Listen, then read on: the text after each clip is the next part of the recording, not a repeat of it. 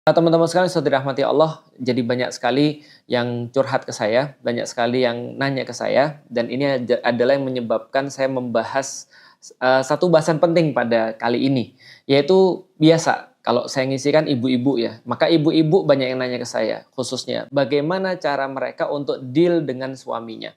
Karena ketika kita membahas tentang masalah keluarga, kita membahas tentang hubungan suami dan istri, maka kalau di dalam Islam, idealnya itu suami itu mengerti haknya dan istri juga mengerti haknya. Akan tetapi ketika kita memberikan kajian, problematikanya adalah kebanyakan bapak-bapak, kebanyakan suami-suami ini seringkali tidak hadir. Sehingga yang hadir adalah ibu-ibunya doang. Ya wajar sih, karena memang kajian-kajian kita laksanakan mungkin di weekday, sehingga bapak-bapak tidak bisa hadir. Tapi kalaupun kita adakan kajian di weekend, itu juga yang hadir juga ibu-ibu juga kebanyakan dan bapak-bapaknya juga tidak hadir. Entah kenapa, memang dari dulu ketika di kampus pun juga begitu.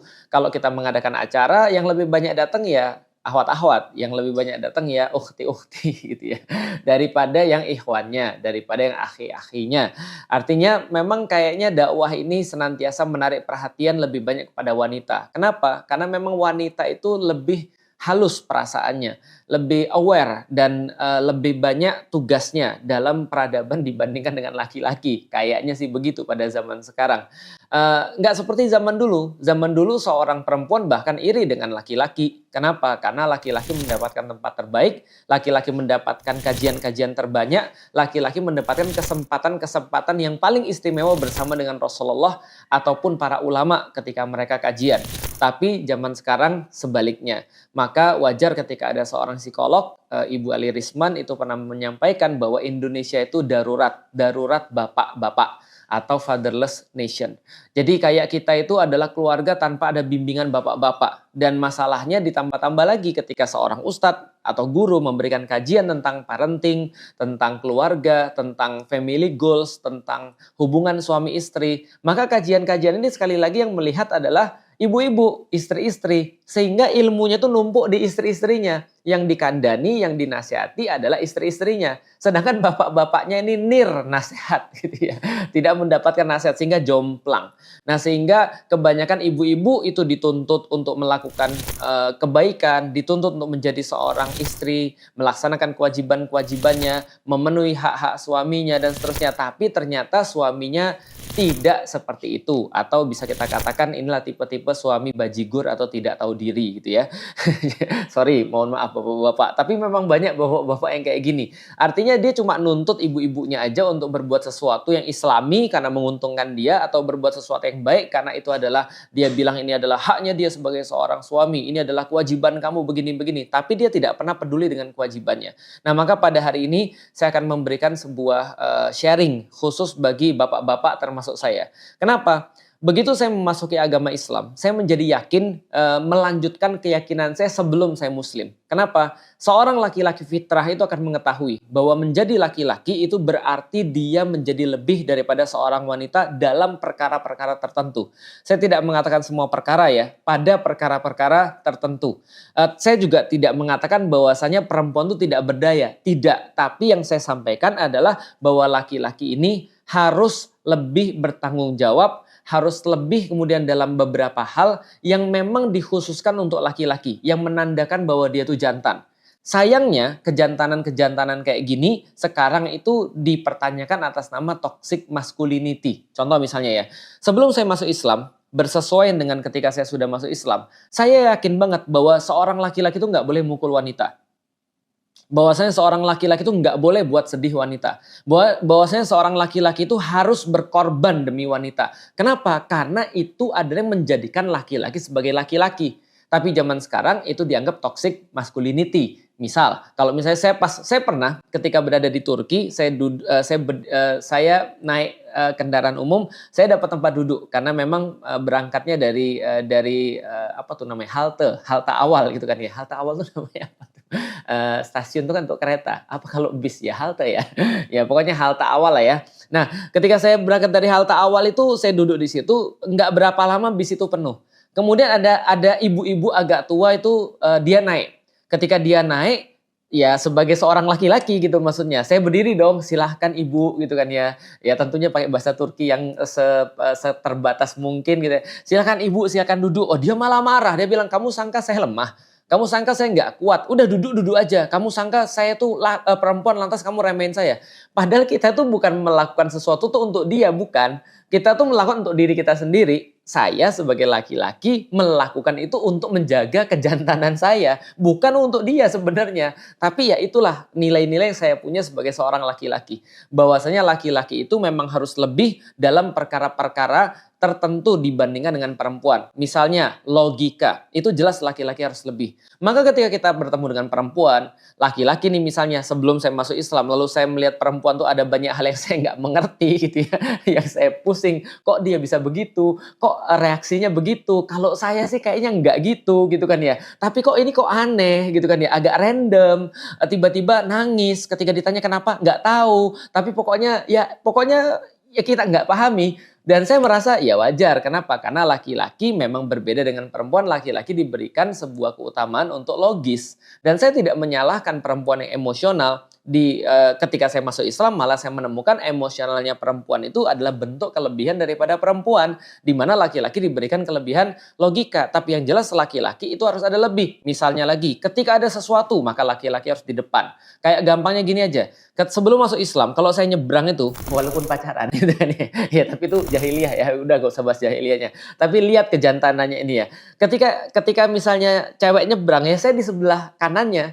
Kalau misalnya nyebrang kan kalau mobil kan dari sini ya. Nah, saya sebelah kanannya. Pas udah lewat di ruas jalan satu lagi saya sebelah kirinya. Kenapa? Karena kita sebagai laki-laki melindungi. Itu bukan untuk perempuan. Bukan kita menganggap perempuan itu lemah, enggak. Tapi itu karena kita menjaga atau kita itu merasa perlu untuk menjadi jantan, menjadi laki-laki, provide gitu kan ya. Kalau misalnya ada ngajak makan ya berarti kita yang bayar. Itulah menjadi laki-laki. Menjadi laki-laki itu berarti menjadi lebih dalam perkara-perkara tertentu. Jadi laki-laki harus bisa nyetir kayak gitu kan ya. Jadi laki-laki harus bisa naik genteng, manjat pohon, benerin pompa air. Nah itu saya jaga tuh sifat-sifat kelaki-lakian itu. Sekali lagi bukan berarti perempuan tuh nggak bisa benerin genteng. Bukan berarti nggak bisa benerin pompa. Bukan berarti nggak bisa manjat pohon. Tapi itu adalah saya itu harus menjaga kejantanan saya gitu loh maksudnya. Nah, ternyata setelah saya masuk Islam, itu ternyata sebuah kunci di dalam rumah tangga. Kenapa? Karena Allah menyampaikan di dalam Al-Quran, Ar-rijalu qawwamuna 'alan nisa. Sesungguhnya laki-laki itu adalah qawwam bagi perempuan. Ini yang pertama. Celakanya, sayangnya ini diartikan qawwam itu hanya seperti sebuah pemimpin gitu kan ya. Tapi kita harus lihat lagi bahwa tafsir tidak hanya membahas tentang masalah kepemilikan seperti sultan atau misalnya wewenang seperti tadi pemimpin misalnya. Enggak, tapi di dalam tafsir juga membahas bahwa kata qawwam itu berasal dari kata qiyam, yaitu adalah berdiri. Artinya seperti sebuah pasak, artinya seperti sebuah pilar. Artinya kalau kita memandang sebuah rumah, rumah itu ada karena pilarnya selalu berdiri. Alias laki-laki itu adalah qawwam, artinya dia senantiasa ada. Dia senantiasa provide, dia senantiasa bisa mensupport, dia senantiasa terus-menerus tidak pernah letih dan lelah untuk bisa menyangga keseluruhan daripada keluarga. Itu maksudnya ar-rijalu qawwamuna 'alan nisa. Dari sini saja kita sudah bisa tahu laki-laki itu diwajibkan oleh Allah tidak boleh capek, tidak boleh ngeluh, tidak boleh merasa letih, tidak boleh untuk merasa di belakang, tidak boleh untuk merasa inferior, tidak boleh untuk tidak boleh untuk tidak aktif. Itu maksudnya. Itu ar-rijalu qawwamuna 'alan nisa. Artinya apa? Laki-laki selalu take dalam semua selalu kemudian dia mengambil inisiatif daripada seluruh urusan di dalam rumah tangga. Karena ar-rijalu qawwamuna 'alan nisa. Sekali lagi bukan berarti perempuan nggak bisa. Kita sudah tahu perempuan tuh lebih kuat daripada laki-laki dalam pengurusan rumah tangga. Karena memang dia adalah ibu rumah tangga. Tapi leadnya, qawwamnya, supportnya itu senantiasa ada pada laki-laki. Karena itulah kemudian dia melakukan itu bukan karena dia meremehkan perempuan. Tapi karena dia perlu menjadi laki-laki. Seperti yang disampaikan oleh Allah. Maka ar-rijalu qawwamuna 'alan nisa artinya dia tidak boleh ngeluh. ketika dia punya tugas. Dan dia harus tahu bahwa tugasnya sebagai qawwam itu apa? Qawwamnya keluarga, terutama adalah istrinya. Berarti ketika dia bersama dengan istrinya, dia tidak boleh menyakiti istrinya. Karena istrinya itu adalah yang dia support. Dia tidak boleh untuk, ya kalau menyakiti bukan tidak boleh, tapi ya kita semua menyakiti. Saya juga menyakiti. Maksudnya adalah menyengaja menyakiti istrinya. Atau dia menjadi orang yang pertama ketika istrinya perlu pertolongan. Dan menjadi orang yang terakhir ketika istrinya itu disakiti. Nah maka ini adalah maksudnya qawwam. Dia harus senantiasa aktif. Dia harus senantiasa terjaga. Dia harus senantiasa bisa menyelesaikan permasalahan. Selalu punya inisiatif. Karena qawwam artinya adalah sebuah kepastian. Karena Anda nggak bisa bersandar pada satu tiang atau pada satu pilar yang pilarnya itu nggak jelas. Nah maka menjadi seorang laki-laki ya. Kalau memang kita tuh laki-laki, ya jadilah laki-laki. Jangan banyak alasan. Orang-orang Melayu bilang nak atau tak nak. Kalau nak 1000 daya, kalau tak nak 1000 dalih. Mau atau nggak mau? Kalau nggak mau ya sudah kita 1000 dalih. Tapi kalau kita mau kita akan keluarkan 1000 daya upaya. Menjadi laki-laki berarti adalah menjadi orang yang tidak beralasan. Dia nggak bisa bilang bahwa wah saya tuh mohon maaf ya, saya tuh gimana ya, saya tuh udah capek di kerja seharian dan segala macam. Nanti pulang urusin nih anakmu. Nggak bisa. Menjadi qawwam juga mengerti bahwasanya dia itu pilar yang nggak bisa diganti. Gitu loh maksudnya. Artinya bayangin gini ya. Kalau seandainya rumah itu ada 4 pilar, terus satu pilar bilang gue istirahat dulu. Nah kira-kira gimana? Nah, itulah yang terjadi kalau suami istirahat. Itu yang terjadi kalau seorang laki-laki beristirahat. Ya udah terima aja. Karena kamu laki-laki, kamu harus lebih capek.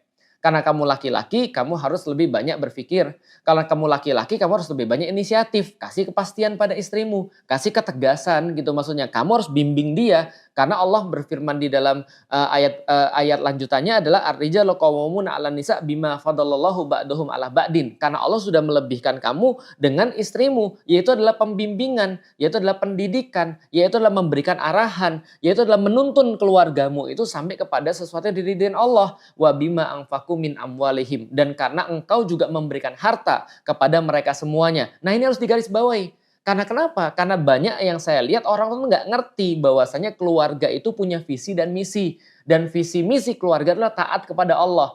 Makanya kalau nikah nggak punya visi, keluarga pasti hancur.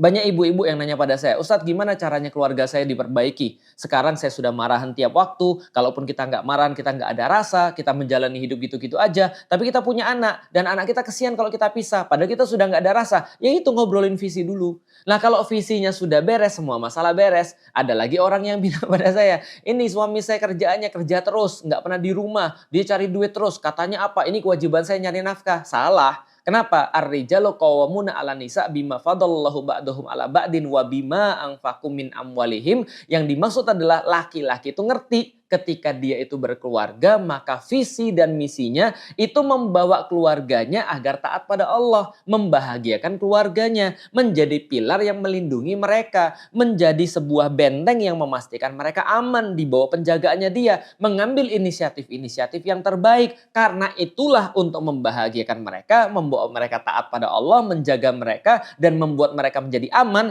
maka mereka harus makan. Karena mereka harus makan, maka dia harus kerja. Berarti kerja itu adalah sampingan daripada suami. Sampingan daripada seorang bapak, bukan kerjaan utama. Tolong digarisbawahi. Makanya seorang laki-laki ketika dia pulang ke rumah, itulah kerjaan sebenarnya. Mindsetnya bapak-bapak tolong diubah. Kenapa? Mindsetnya bapak-bapak itu ketika pergi ke kantor dia udah ngerjain tugas dia. Makanya dia pulang ke rumah dia bilang, gue mau istirahat, urusin anak lu. Salah. Kenapa? Karena bapak-bapak itu kerjaan di kantor tuh adalah sampingan. Jadi rekreasi. Mindset kita ke kantor tuh rekreasi. Istirahat daripada kerjaan utama.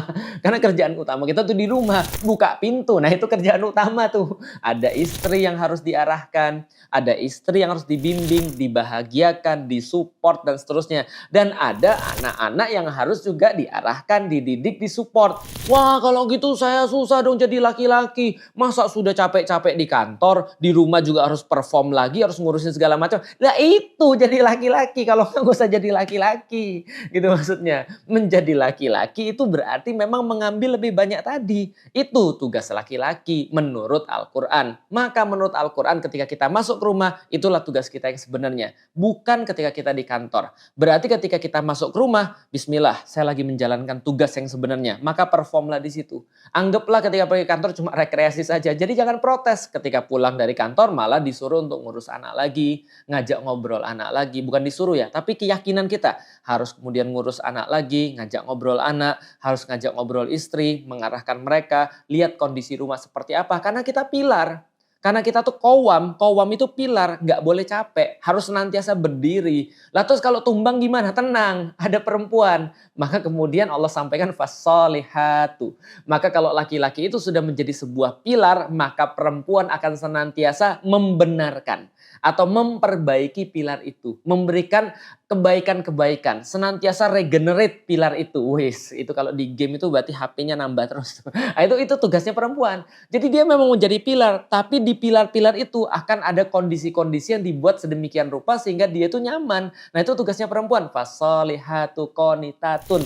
Perempuan itu senantiasa mensupport pilarnya, memberikan healing bagi pilarnya, generate pilarnya, senantiasa membuat kebaikan. Seolah-olah bapak-bapak ini ketika dia rekreasi di luar sudah capek, ketika dia di rumah dia punya tugas, dia akan mendapatkan kebaikan-kebaikan daripada istrinya. Fasolihatu. Dan perempuan-perempuan yang soleha itu, yang baik itu, yang memperbaiki itu. Qonitatun. Dan mereka senantiasa beribadah pada Allah. Jadi pilar ini sudahlah diperbaiki oleh istrinya, istrinya terkonek langsung dengan Allah.